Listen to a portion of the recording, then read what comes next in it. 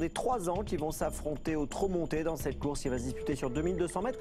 Alors, a priori, il y a 3 concurrents qui ressortent de manière assez intéressante dans cette compétition où il y a quand même des profils un peu variés. On a par exemple les 3 concurrents du haut du tableau. Là, il y en a aucun des 3 qui n'a réussi à finir un parcours jusqu'à maintenant. Ils ont tous les 3 couru, mais à chaque fois, ils ont été disqualifiés. Donc, c'est un petit peu inquiétant.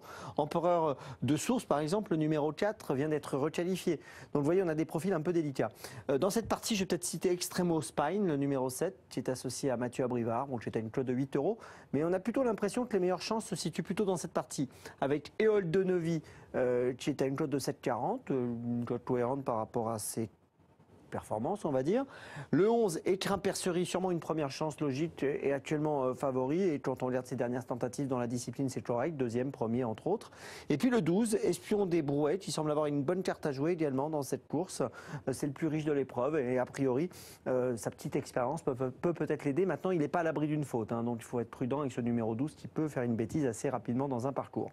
Donc voilà, vous l'avez compris, c'est une rencontre dans laquelle on peut quand même avoir des surprises. Donc il faut y aller avec une certaine prudence malgré tout. Et puis on compte sur Anthony et sur Audrey pour peut-être nous apporter quelques éléments qui vont nous permettre de faire le bon choix. Tout de suite, après ça. On va essayer d'y voir un peu plus clair, en effet, Laurent, parce qu'au papier, on n'a pas beaucoup de certitudes. Donc peut-être que les hits vont nous en apprendre beaucoup. Regardons ça ensemble. On en a pas mal à vous proposer en plus. Donc ça, c'est toujours intéressant. On va commencer avec Émerge de Jean, le numéro 1. Qui est ici à l'image. Pierre Well est sur son dos. Cote élevée, un 50 contre 1 pour ce numéro 1 qui n'a couru qu'une fois, disqualifié à Anguien. Fils de Réal Deloup, Émerge de Jean. On enchaîne avec Exil de Loiron le 2. Fils de Vanishing Point. Les Loirons, c'est l'élevage de Dominique Leclerc, installé en Mayenne. Cheval assez imposant. Besoin de prendre de la force, on sent donc, au niveau de l'échauffement. On enchaîne avec Exploit GD au galop ici. 2 courses, 2 disqualifications. Il se déplace pas mal, disait tout à l'heure Anthony Barrier, mais on va assurer un petit chèque. Il a besoin de prendre des gains. Empereur de Source le 4. Allé par Andersing Fist désormais.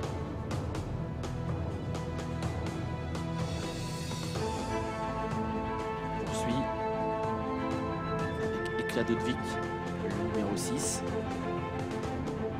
Mansour Kouchi est sur son dos. Il avait mis une course Mansour Kouchi à Chartres aujourd'hui. Plusieurs professionnels, bien sûr, qui font les 2 hippodromes, qui sont assez proches. On enchaîne avec un cheval fautif. C'est le numéro 7, Extremo Spin.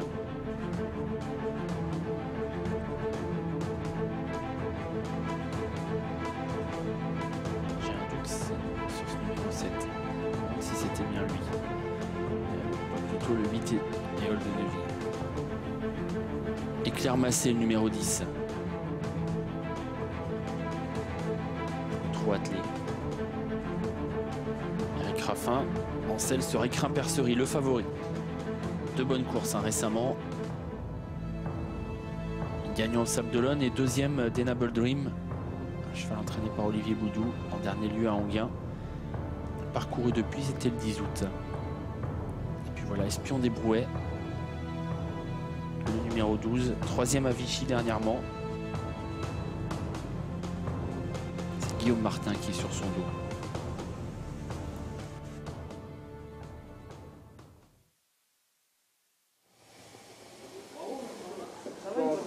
Allez, on est dans le box du numéro 8, Éole de Neuvy.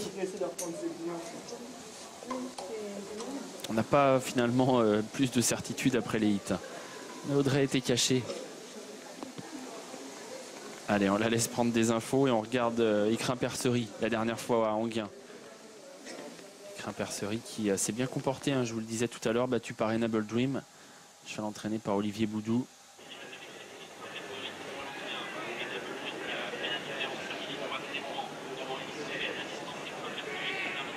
Regardez cette course de référence, donc il était loin du gagnant, mais le gagnant est un bon cheval qui a ensuite fini à l'arrivée à Vincennes.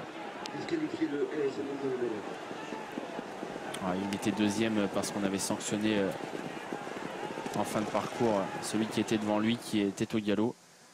y avait de la distance avec le gagnant, mais bon, on a tellement peu de choses à se mettre sous la dent que c'est logique de le retrouver favori, Quimpercerie. Même s'il était loin du gagnant, sa course était correcte. Auparavant, c'était plutôt bien également au Sable d'Olonne où il avait gagné de loin.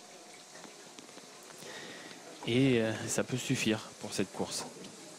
En fait, on me confirme que c'était bien Éole de Neuvy qu'on a vu au galop tout à l'heure au 8 et non Extremo Spin, le numéro 7. Le voilà, Éole de Neuvy. Cheval assez athlétique. Hein. Fils de Repeat Love. Et vous avez vu que son jockey Victor Sausset était monté tout seul dessus. Hein. Oui, j'ai discuté un petit peu avec lui. Bah, là, on a tout à vu ça, l'heure. Audrey. Bah oui, voilà, vous m'avez grillé. Et non, il me dit qu'il faut faire attention. Alors, il faut faire attention déjà au départ. Il faut faire attention aussi au tournant de la cuvette, m'a-t-il confié. Alors, c'est un cheval qui avait été requalifié il n'y a pas si longtemps que ça. Il avait débuté à Vire. Il avait sûrement besoin de reprendre le contact avec la compétition. Et depuis, il s'est imposé dans un bon style sur l'hippodrome de Laon. Hippodrome corde à gauche, on le rappelle. Voilà, il monte gentiment en progression. C'est peut-être la première fois par contre qu'il va courir avec la nocturne. Et tout à l'heure au 8, voilà, il n'avait pas le bonnet, il n'avait pas le grillage, il était peut-être un petit peu perdu. C'est ce qui explique peut-être sa faute. Hein.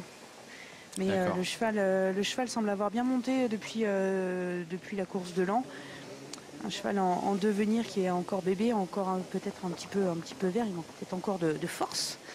Mais ça va être sympa pour la suite. Là, ce soir, déjà, s'il accroche une bonne place, il aura rempli son contrat. Ok. C'est vrai qu'il est assez grand. Voilà le favori, Quimpercerie, fils de Kepler. Toujours sous la pluie.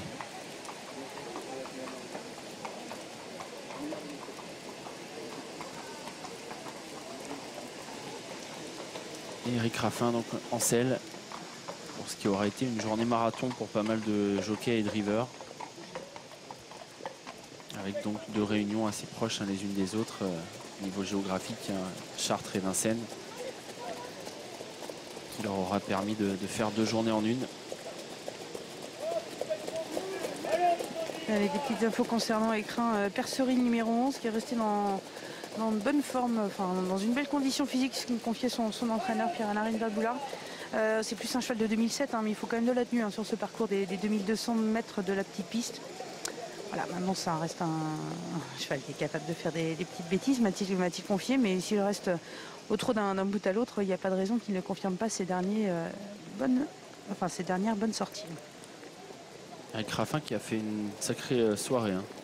Même s'il n'en a pas gagné beaucoup. Boss de Baudrerie, 2e dans le quintet. Comtesse du Clos, 2e. Carreau des Carreaux, 2e. Full Option, 3e. Dolce Vita Griffe a gagné. Hermès d'Isis, 4e à grosse cote. Seul duo d'enfer a été disqualifié. Et il reste Écrin Percerie. Il avait pris plusieurs places également à Chartres, avec Constantini Magique et Dunbar. Il aura couru les 8 courses de la Réunion ce soir. Et 12 dans la journée.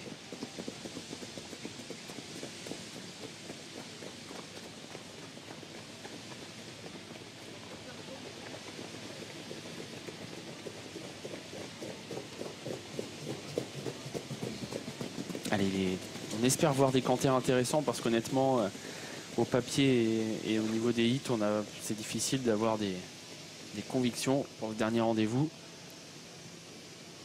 Écrin Percerie semble être un favori tout indiqué, mais est-ce qu'il ne peut pas tomber sur un cheval comme ça qu'on connaîtrait pas beaucoup et qui finalement aurait pas mal de moyens. Comme ça au papier, c'est pas évident, mais que vaut Exil de Loiron par exemple? Il est arrivé il y a quelques semaines chez Michael Lecourt. Oui, de musique, on n'a pas envie de lui faire confiance. Là, on s'attelle surtout à lui donner une bonne course au calme. Le travail, c'est pas mal, me disait Michael, mais on a besoin de prendre ses marques en compétition.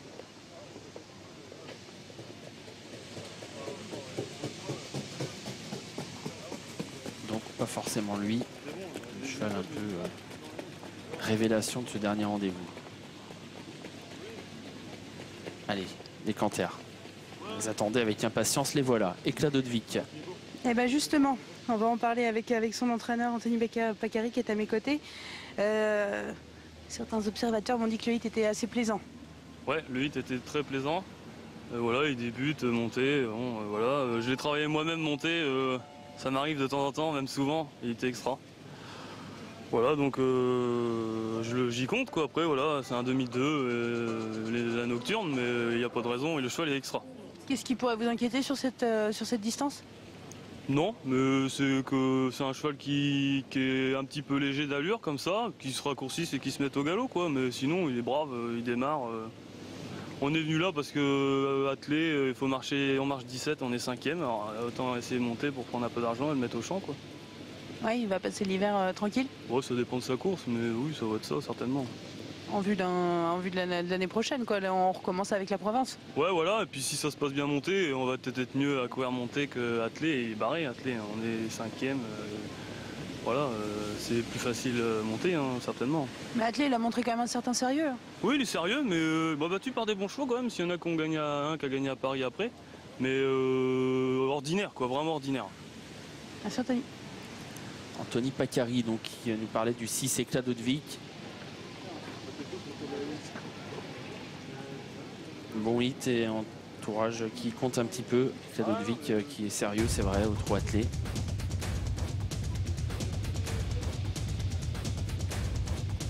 Les chevaux se rassemblent.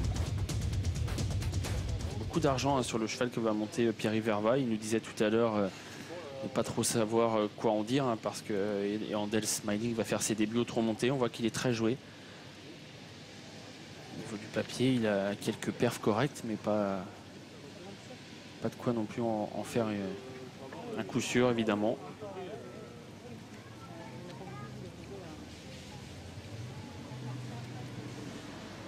Celui qui paraît le plus sûr à l'arrivée, c'est le favori, a priori, avant le coup, mais ça reste tout de même assez fragile hein, dans cette catégorie.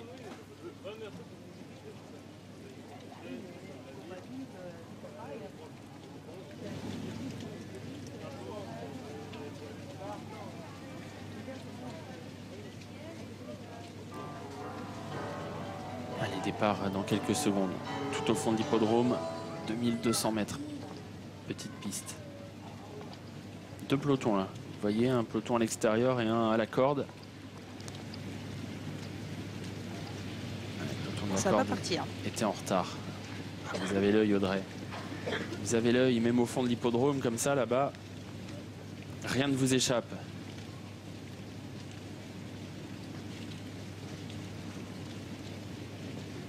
Il y aura des courses hein, ce week-end à Vincennes aussi. Ah. Allez-y, allez-y, allez au bout de... Il y a la course d'Odyssea qui va se dérouler dimanche.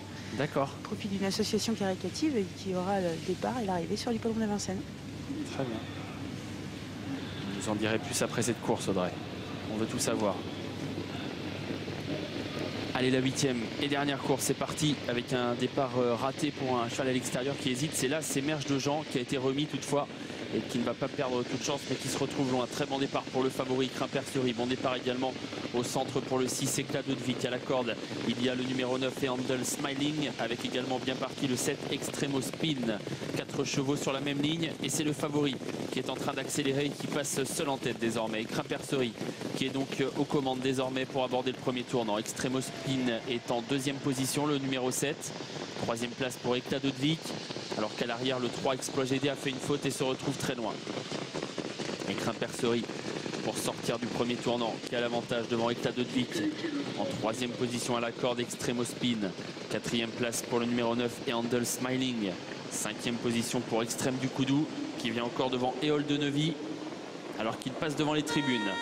Eric Raffin et Crimpercerie en tête avec en deuxième position le numéro 6 Éclat d'Hautevik.